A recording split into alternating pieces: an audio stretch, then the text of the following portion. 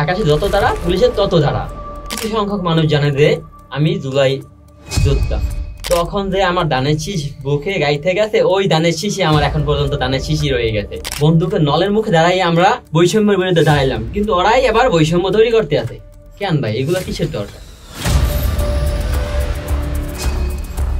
আসসালামু আলাইকুম দর্শক, নেক্সট বিডির স্পেশাল একটা পডকাস্টে আপনাদেরকে স্বাগত জানাচ্ছি।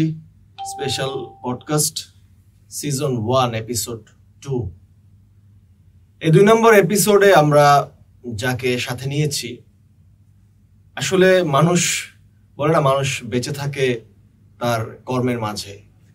অনেকেই জানেন না তার নাম, কিন্তু তার সেই ছবিখানা দেখেছেন। ছবিখানা আপনাদের কাছে খুবই ভালো লেগেছে, কষ্ট লেগেছে, হৃদয়ে দোলা দিয়েছে। ছবিখানা আপনাদের অন্তরের অন্তঃস্থলে গেঁথে আছে। আপনাদের বুক পকেটে, মন পকেটে অনেকে ছবিখানাকে রেখেছেন। একটা ছবি, প্রিজন ভ্যানের গ্রিল ধরে একটা ছেলে দাঁড়িয়ে আছে, চোখ দিয়ে মনে হচ্ছে অগ্নি লাভা বের হচ্ছে। চোখের সেই আগুনগুলো এক জায়গায় একটা বিন্দুতে মিলিত হয়েই আমাদের এই জুলাই আগস্টের যে অভ্যুত্থান, এই শত শত মানুষদের সেই আগুন স্ফুলিঙ্গ হয়ে একত্রিত হয়ে যে বারুদ বাষ্পে পরিণত হয়েছিল, বিস্ফোরিত হয়েছিল, সেই আগুন থেকেই আমাদের বিজয়টা এসেছিল।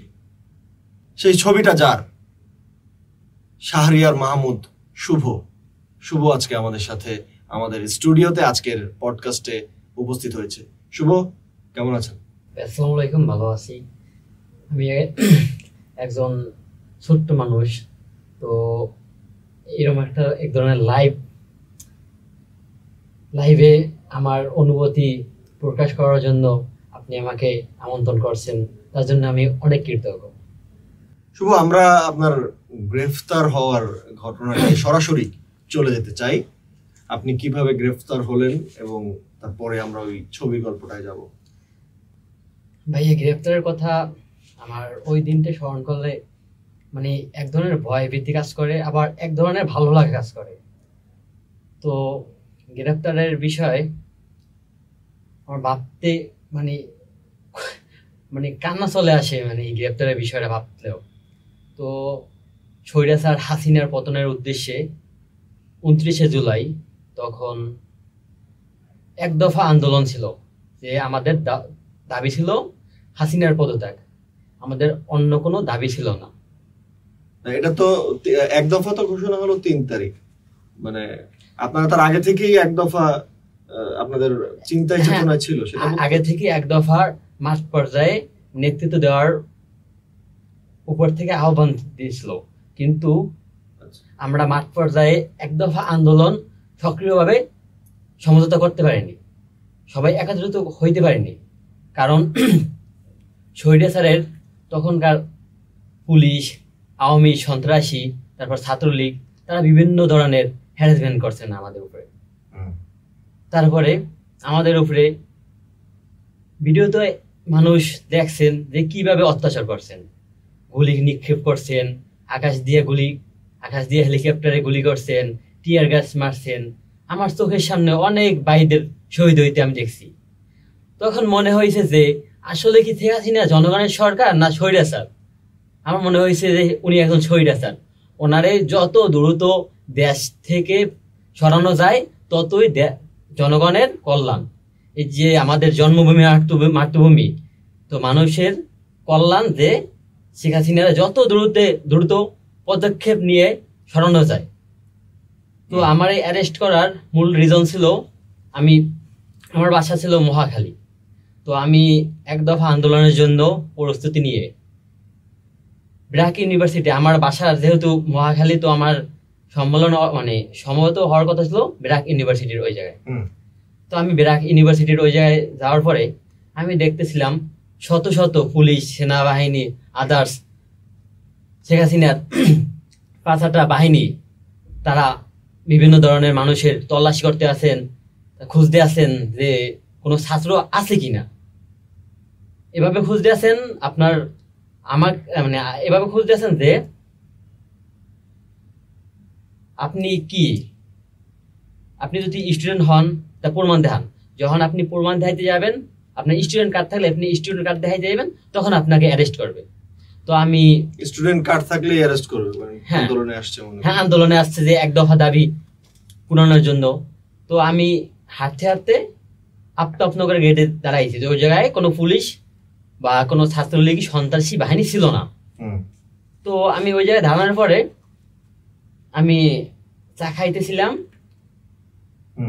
10 মিনিট যাওয়ার পরে আমারে একটা পুলিশ ডাক দিছে যে এই এদিকে আসো।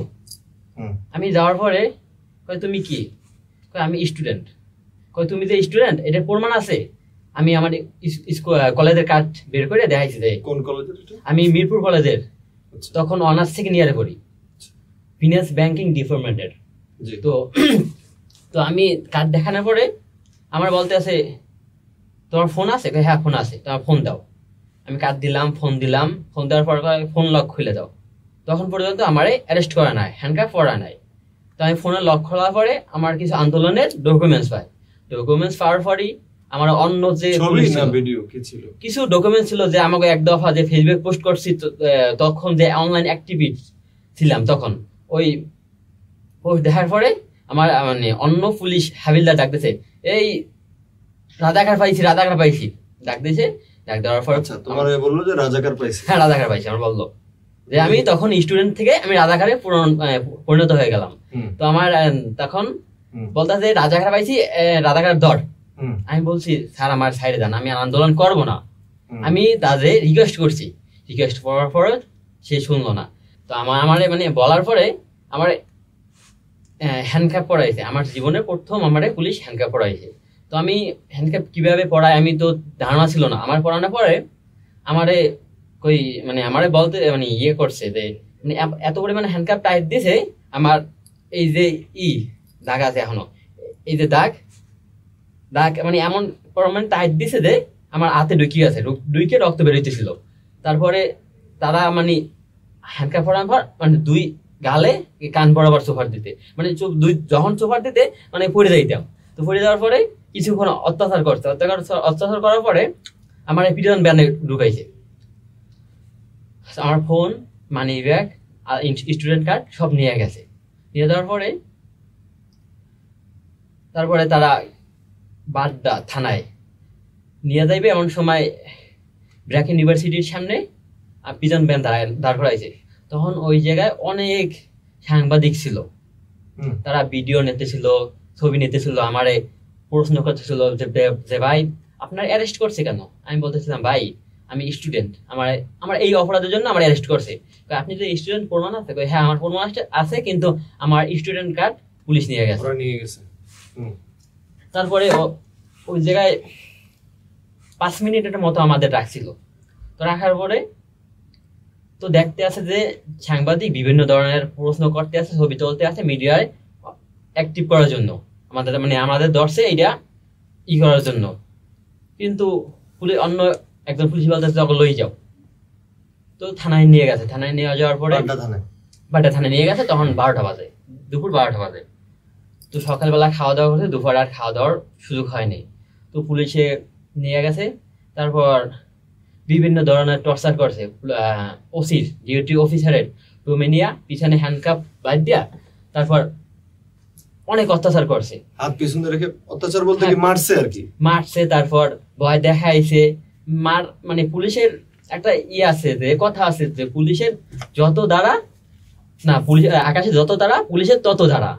তো বিভিন্ন ভাবে হয়রানি করছে।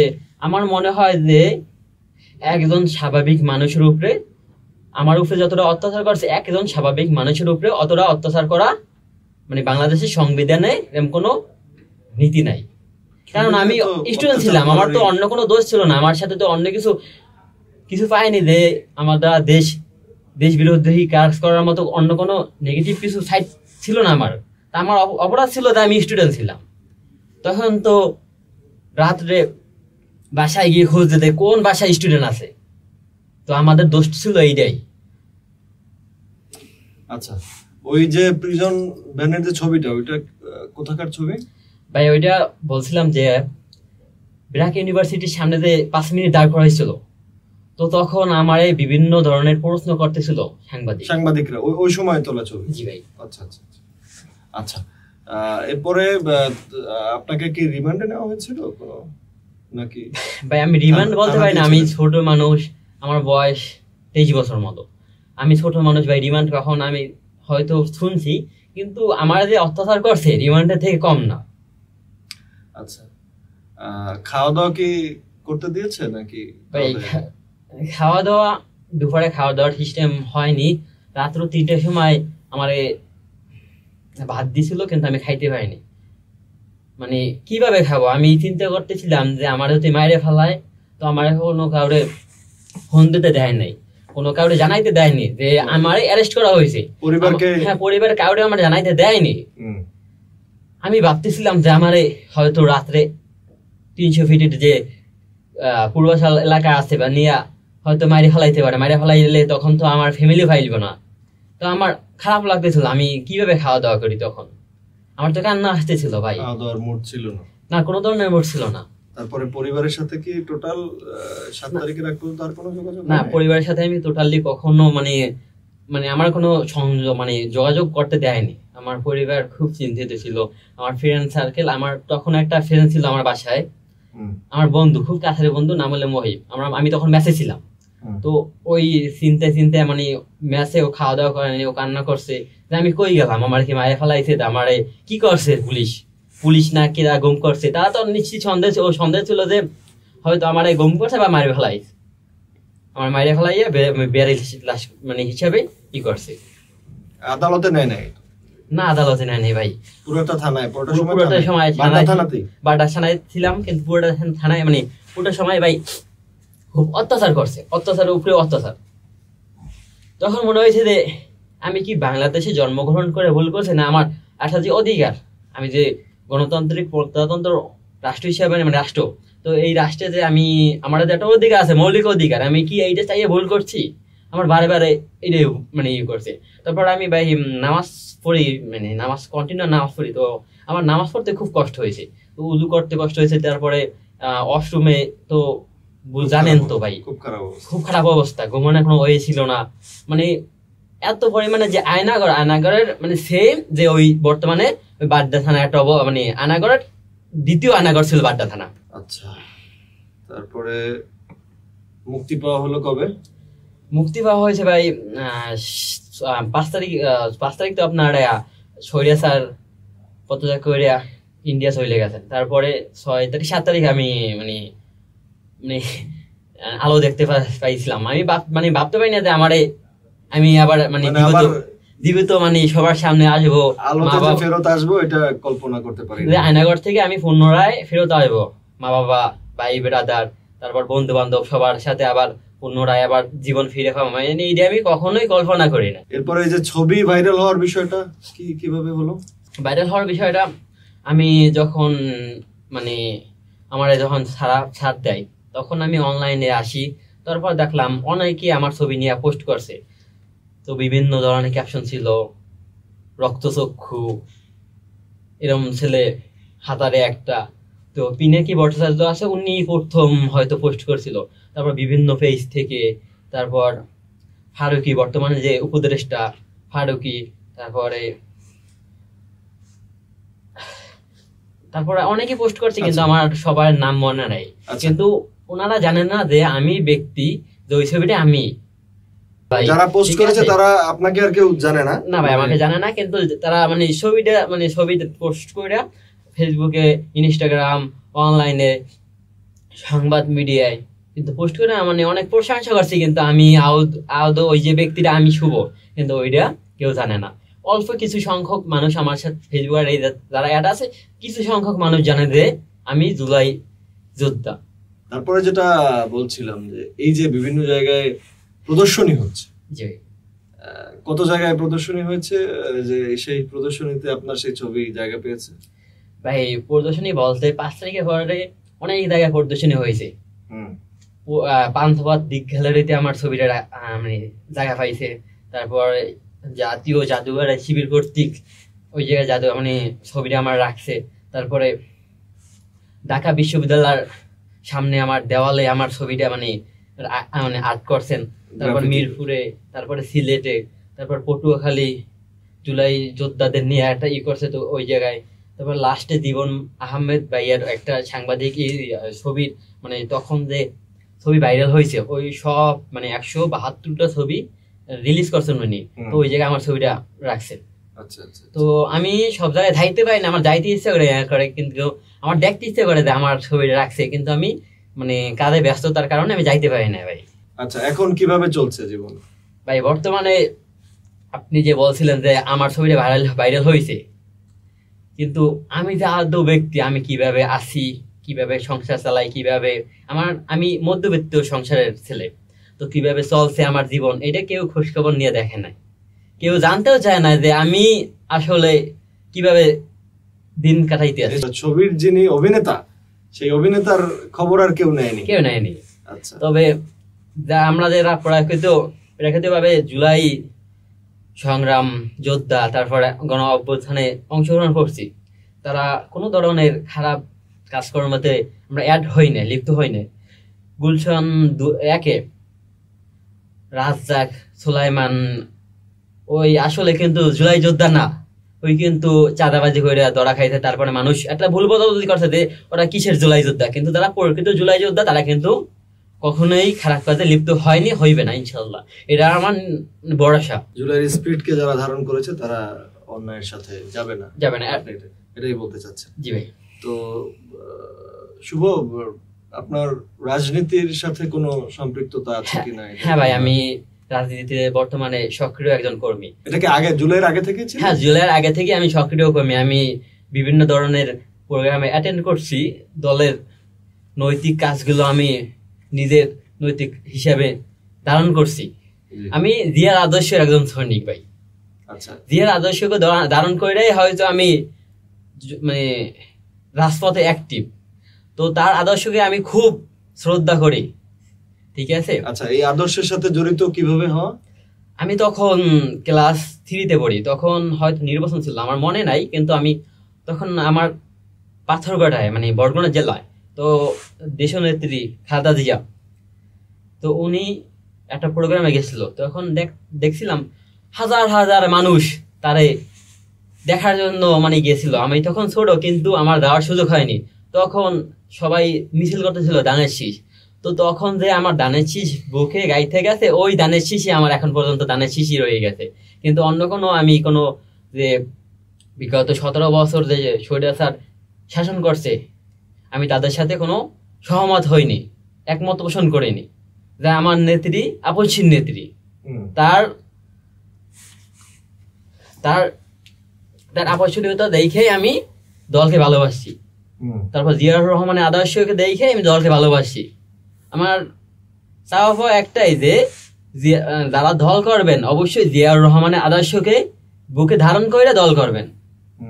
কেউ অন্যায় মানে খারাপ কাজে, চাঁদাবাজি, তো বিগত যে স্বৈরাচার কাছে তার স্বৈরাচারের মতো করে কার্যকলাপ করবেন না। আচ্ছা, আপনি তো ওদিন তখন বললেন যে ক্লাস 3-তে পড়েন বা ছোট ছিলেন, তখন বেগম খালেদা জিয়ার সাথে দেখা হলো না? না ভাই, হয়নি। সচক্ষে কি কখনো দেখা হয়েছে? না, খালেদা জিয়ার সাথে আমি সচক্ষে কখনো দেখা, একদম দেখা কথা আমি ওটা বলছি না, মানে সামনাসামনি দেখা হওয়ার কথা বলছি না, মানে সচক্ষে কখনো দেখতে পেরেছেন কিনা আপনার নেত্রীকে? না, আমার এখন পর্যন্ত সুযোগ হয়নি, ইনশাআল্লাহ হয়তো সামনে হবে। যে জুলাই গেল, জুলাই নিয়ে অনেক কিছুই হলো, আপনার ছবিও ভাইরাল হলো, প্রদর্শনীতে আসলো, তারপরেও জীবন যে থেমে আছে, কারো প্রতি কোনো অভিযোগ আছে কিনা? অভিযোগ বলতে আমরা আন্দোলন করছি বৈষম্য বিরোধী, তো এখন যে দেখতে আছি এই যে এনসিপি, তো রাফি, সার্জিস, নাহিদ, এরাই আবার বৈষম্য কিন্তু করতে আছে। তো আমার এই বিষয়টা ভাই খুব খারাপ লাগতে আছে যে আমরা আন্দোলন করলাম, গুলির মুখে মানে বন্দুকের নলের মুখে দাঁড়াই আমরা বৈষম্যের বিরুদ্ধে দাঁড়াইলাম, কিন্তু ওরাই আবার বৈষম্য তৈরি করতে আছে। কেন ভাই, এগুলো কিসের দরকার? হ্যাঁ, আমি যদি বৈষম্য বিরুদ্ধে আন্দোলন করছি, আমি যদি আবার বৈষম্য করতে যাই, তাহলে তো ভাই আমরা যে আন্দোলন করছি এটার অবদান থাকলো না।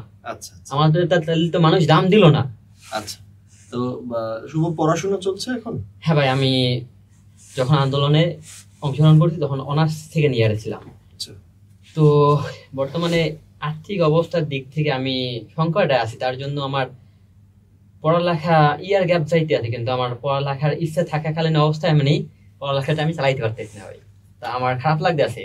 তো আমার পিছনের আমি এসএসসি তে 4.86 থেকে পাশ করি সরকারি কেএম স্কুল সরকারি থেকে, তো অ্যাকাউন্টের বিভাগ থেকে।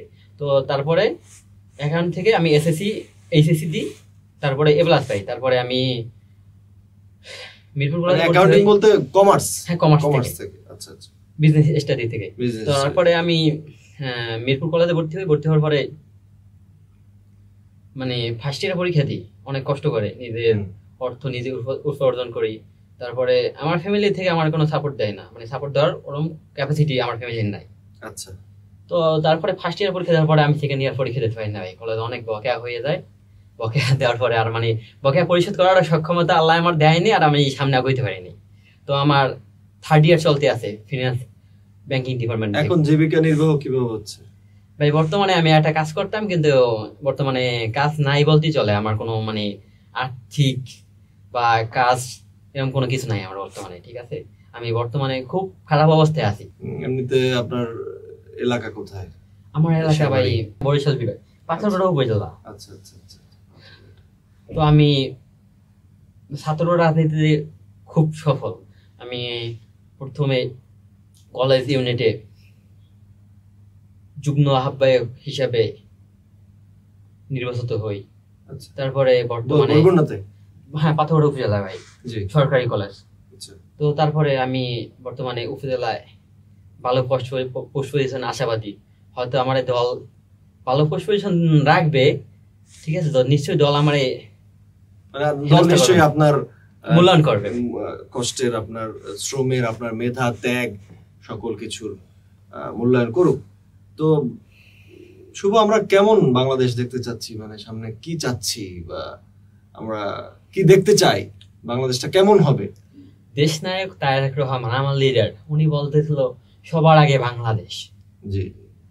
তো আমি আশাবাদী যে সামনে 26 ফেব্রুয়ারি না 2000 ফেব্রুয়ারি, সরি 26 ফেব্রুয়ারি মাসে, হ্যাঁ, না আপনার নির্বাচন, জি, নির্বাচনে দেশ নায়ক তারেক রহমান হয়তো শত দিক থেকে আশাবাদী যে উনি প্রধানমন্ত্রী হবেন। ওনার স্বপ্নের একটা বাংলাদেশ, যে সবার আগে বাংলাদেশ একটা গঠন করবে। তো 31 একটা দফা দিছে, তো দফা মোতাবেক কাজ করবেন, সোনার বাংলাদেশ গড়বেন। কিন্তু পিছনে দেশ স্বৈরাচার গঠন করছেন, আয়নাগর, বিভিন্ন ধরনের মানুষের সত্যি কথা বলতে গেলে তাদের গুম করছেন। আমার চোখের সামনে যে অনেকেরই গুম করছে, অনেকেরই বাবা নাই, মা নাই। তো এইটা থেকে অবশ্যই বাংলাদেশ বিরত থাকবে। তো এইটা অবশ্যই আমার মনে হয় দেশ নায়ক তারেক রহমান উনি পারবে যে এটা করতে, আমার দৃঢ় বিশ্বাস। তো বাংলাদেশের 90% মানুষের দৃঢ় বিশ্বাস যে এটা করতে উনি পারবেন। এছাড়া যে আপনি বলেন এনসিপি, তারপরে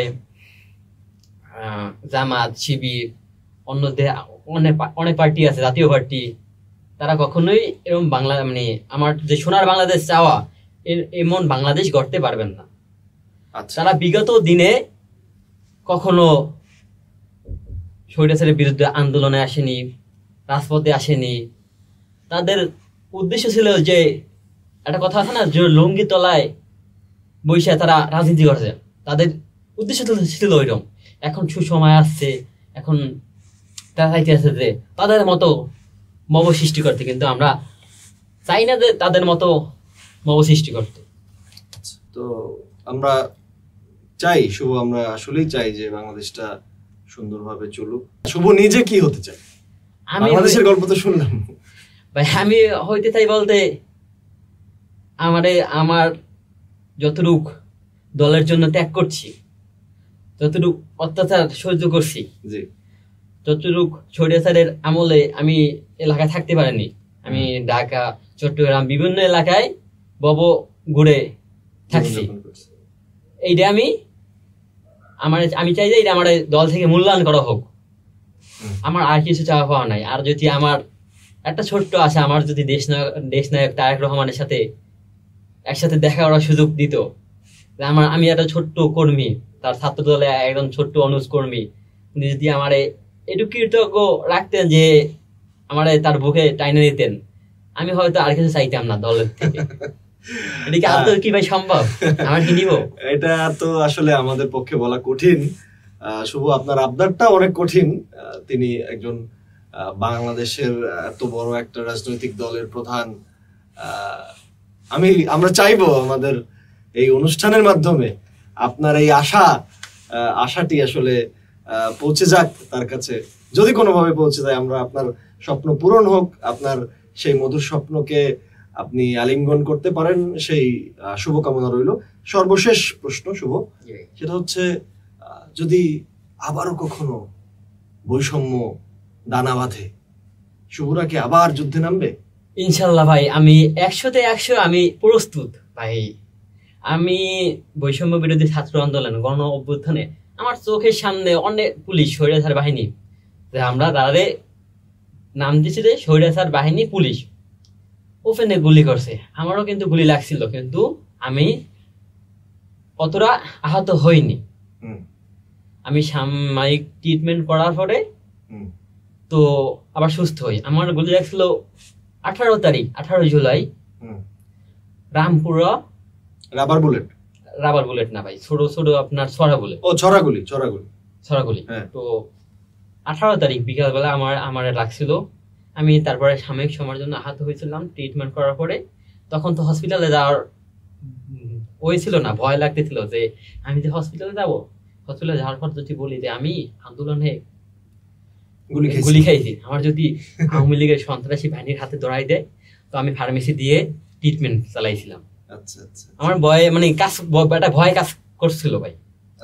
তো আমি চাই যে ভাই, বাংলাদেশ সবার, আমার আপনার 30% সবার বাংলাদেশ, এখানে সবাই জানি কথা বলতে পারে, যে অন্যায় দ্বিতীয়বার না করতে পারে। আর আমার একটা আবদার, চাওয়া পাওয়া, যে 1400-1500 মা বোন ভাই বোন শহীদ হয়েছেন, কার জন্য? স্বৈরাচারের জন্য। সামনে যে দল ক্ষমতা আসুক, কেউ যাতে স্বৈরাচার না হইতে পারে। শেখ হাসিনার বাংলাদেশে আইনা, উনি যে বর্তমানে শ্বশুর বাড়ি আছে, শ্বশুর বাড়ি থেকে আইনে কিভাবে তার বিচার করা যায়, সবার সম্মুখে জানি ওনার বিচার হয়। এটা একটা খুব ভালো ইচ্ছা শুভ, আপনাকে অসংখ্য ধন্যবাদ এই কথাটা বলার জন্য। আমরা সবাই চাই যে তিনি বিচারের সম্মুখীন হোক। তো শুভ, আপনার রাজনৈতিক জীবন, আপনার ব্যক্তিগত জীবন, আপনার অর্থনৈতিক জীবন, আপনার পারিবারিক জীবন, সকল জীবনের জন্য শত শত শুভকামনা রইল। এই শুভ বলে না যে আসছে ফাগুনে আমরা দ্বিগুণ হব, দ্বিগুণ। তো এরকম ভাবে শুভরা দ্বিগুণ, 4 গুণ, 10 গুণ, লাখো গুণ, কোটি গুণ হয়ে ছড়িয়ে পড়ুক বাংলাদেশের প্রতিটি আনাচে কানাচে।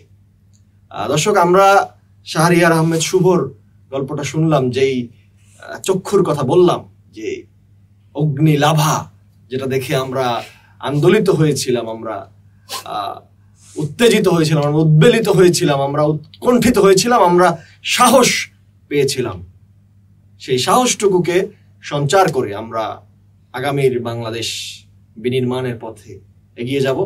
শুভর কণ্ঠেই, এই শুভদের কণ্ঠেই তাল মিলিয়ে বলতে চাই যে আসলেই সেই বাংলাদেশ এমন বাংলাদেশ হোক, যেই বাংলাদেশে আর কেউ স্বৈরাচার না হয়ে উঠতে পারুক। যেটা শুভ বললেন, যে বাংলাদেশ হবে সবার, সবাই কথা বলবে, সবার মত পথ, সকল দলের অধিকার প্রতিষ্ঠিত হবে, এমন একটা বাংলাদেশ গড়ার স্বপ্ন দেখছি।